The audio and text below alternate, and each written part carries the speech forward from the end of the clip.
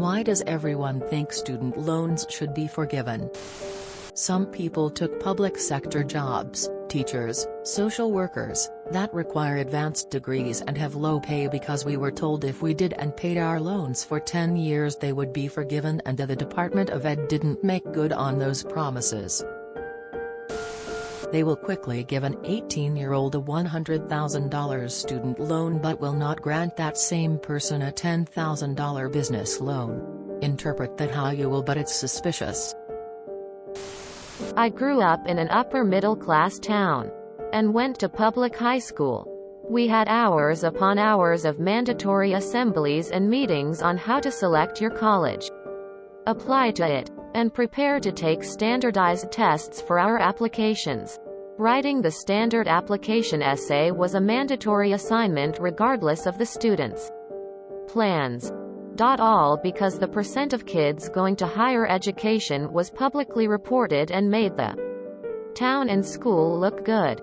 Nobody for a second taught us about financing our education.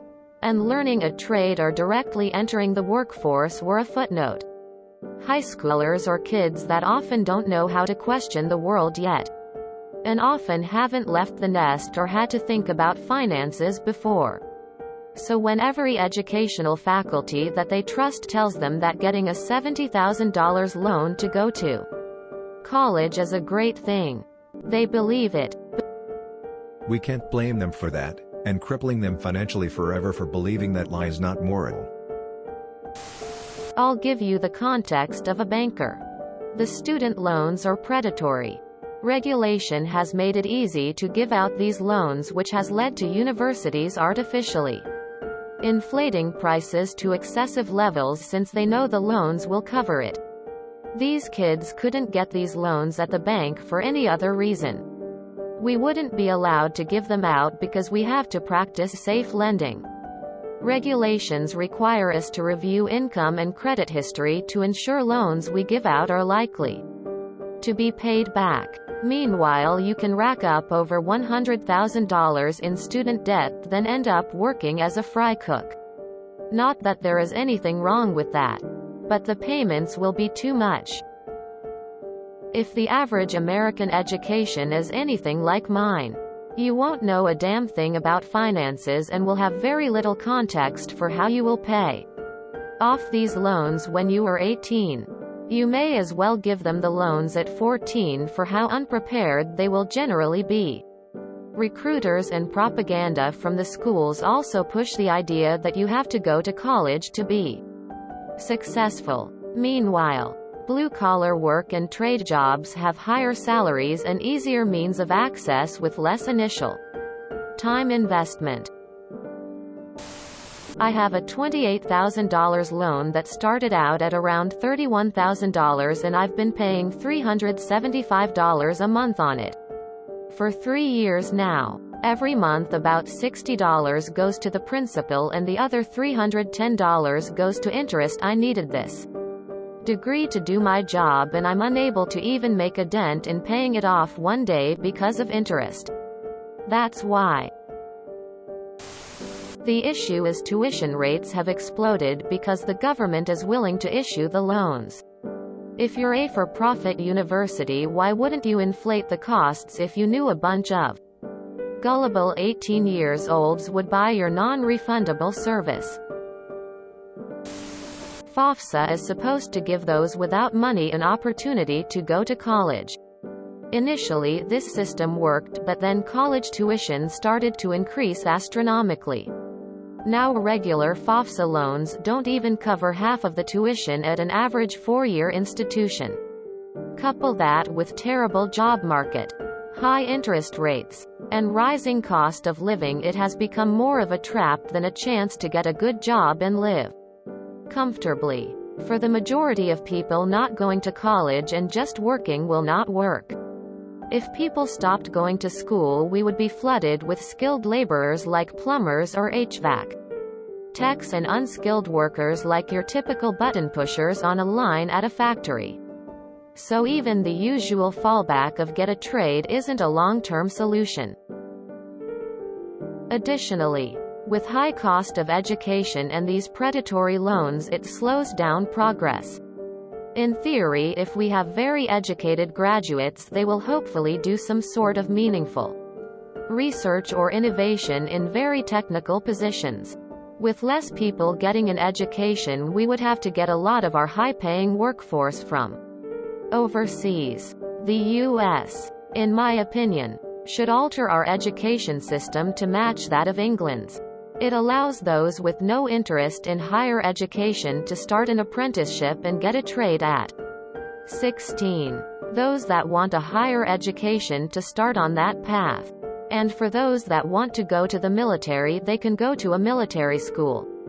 England home tuition for a PhD is around £4,500, that is around $6,000 minus $7,000, that is probably the average of a community college in the US.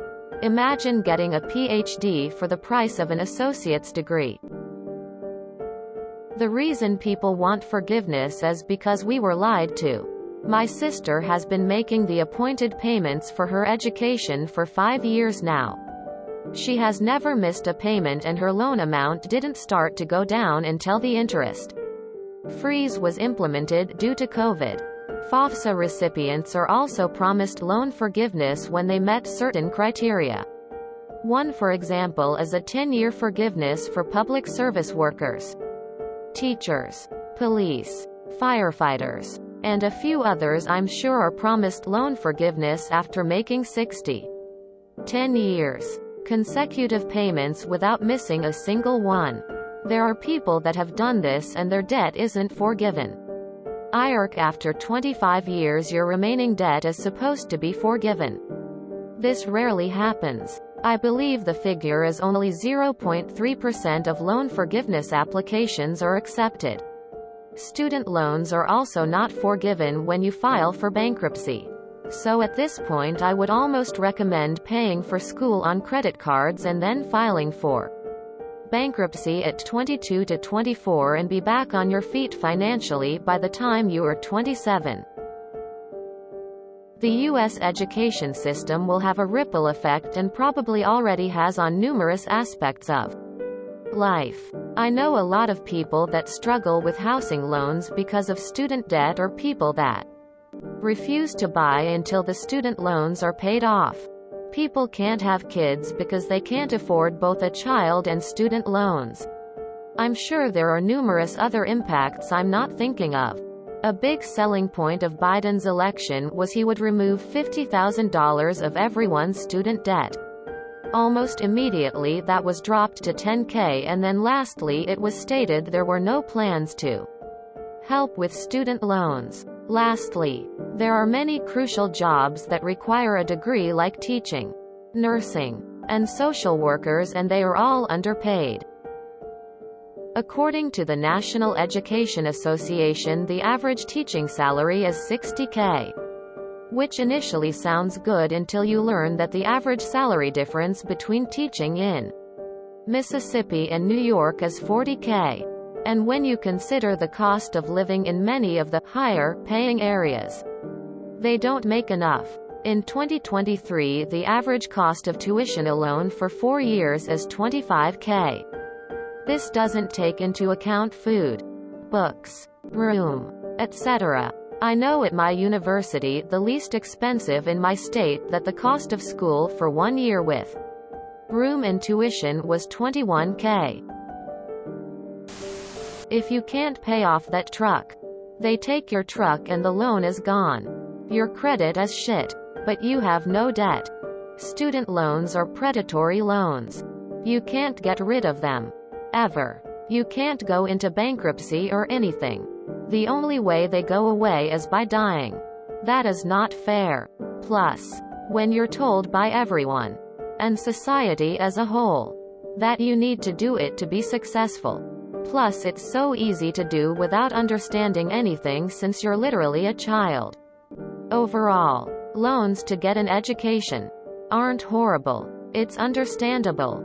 But when it cripples an entire generation with lifetimes of debt that can never be forgiven, it's a problem. I think part of it is because the loans are taken out by 17 or 18-year-olds who really just don't have any idea how difficult they will be to pay back. My son went to school and I signed on his college loans. Last year, I made the payments on them, and when I got the tax paperwork to file taxes, I found I had paid over $2,000 worth of interest, and we owed more on the loan than we did to start with. I ended up putting the balance of it on an interest-free credit card. But most PPL can't do this. My SO's student loans are as much as our mortgage. We are lucky we can afford to pay for it all. But most PPL can't afford to buy a home BC. They are paying exorbitant student debt.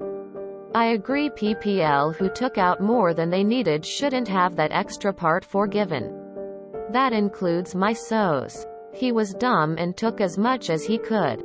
But he was given bad advice when he took out the loans. When I went to school in the 90s, my entire tuition bill was $1,300 for an entire semester. That was as a full-time student.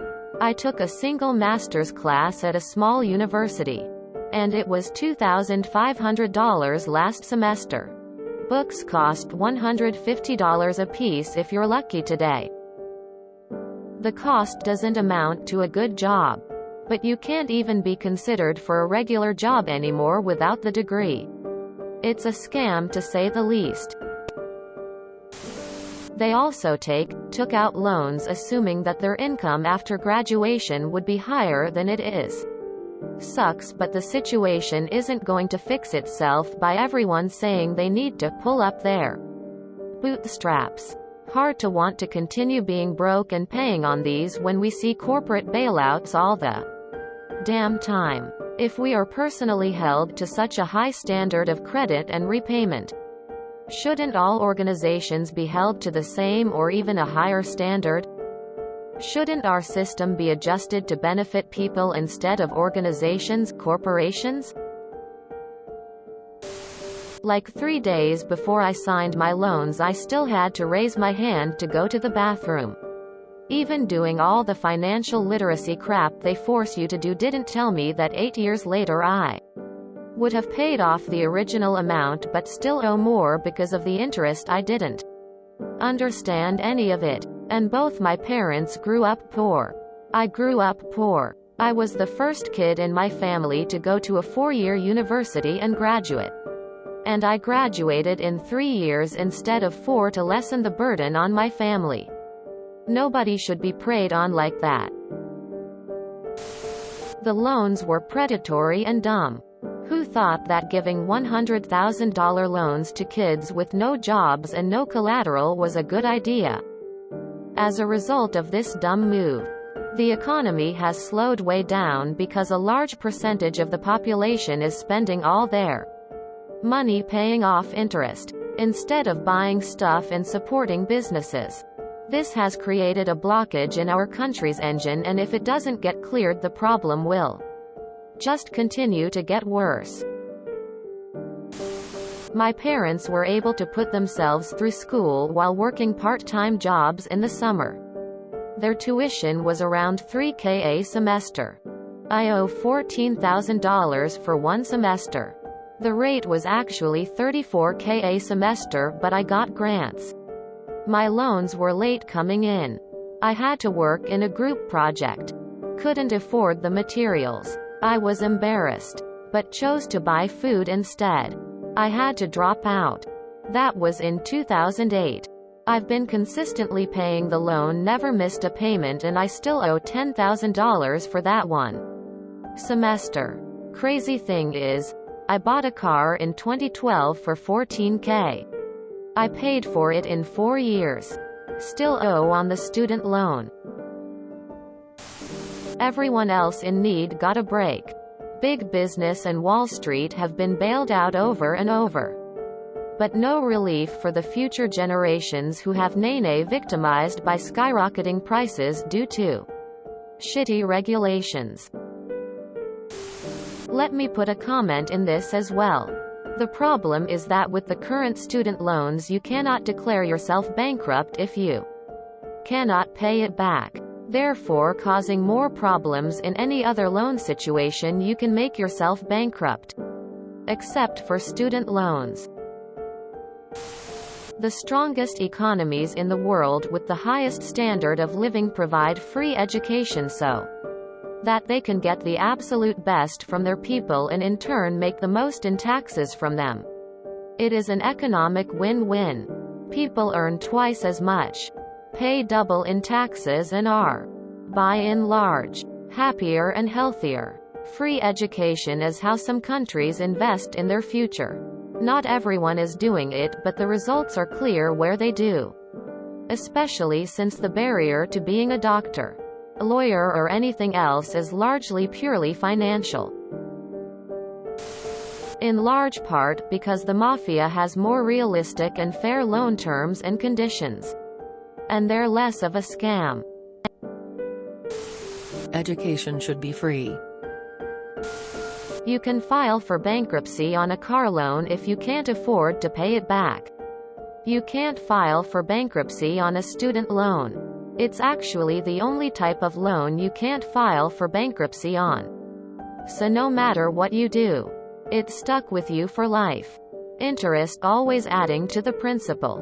It can reach a point where there is no way you will ever be able to pay it back and you essentially become an indentured servant. I have student loans. And as much as I would like to see them forgiven, I'm not really pro-forgiveness. What I am for is making them able to be something you can file for bankruptcy on. If every other loan, debt can be wiped clean with a bankruptcy, why not student loans? The borrower will suffer everything that comes along with a bankruptcy. So it's not like they are getting off easy. If you enjoyed this video, please check out our playlists full of similar content. Epic Haircast is like doom scrolling for your ears. Please like, share, and subscribe.